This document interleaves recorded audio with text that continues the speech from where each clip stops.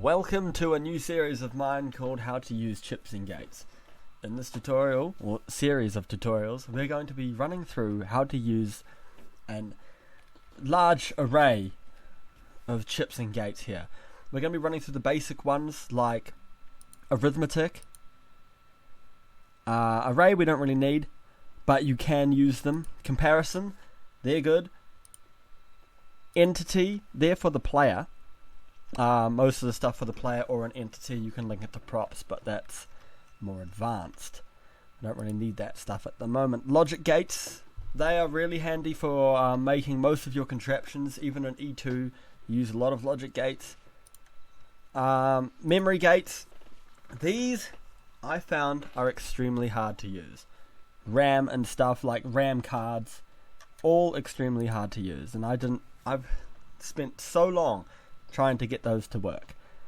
We don't really need player gates. Ranger gates, not really either. String gates, they're handy, but you don't really need them when you're starting off Wiremod. And now I'm assuming you guys don't have much experience with Wiremod. That's why you're watching this tutorial. So we'll go through with the time gates also. Time gates are really good for making, like, timed bombs, anything you like. Most of these gates use a constant value. Constant values are handy for literally outputting a constant value. So we'll get into it. The first gate we're going to be working with is the arithmetic. We're going to be working with the absolute gate. Oh, I've got a guy over here with me. We're going to be looking at the absolute gate.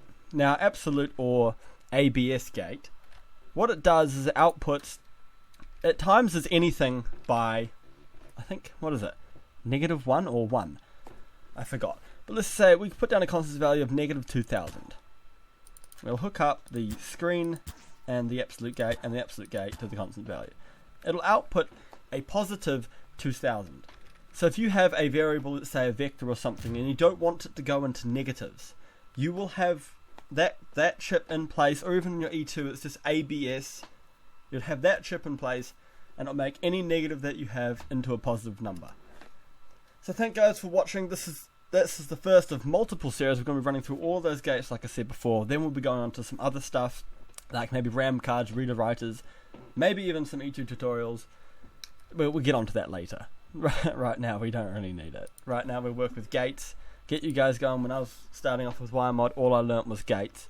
It's the best way to learn. Then you can go into E2 and take some of those things you learnt with gates with you to E2. These tutorials are going to be very short. I know this one here is about 2 minutes, 3 minutes now.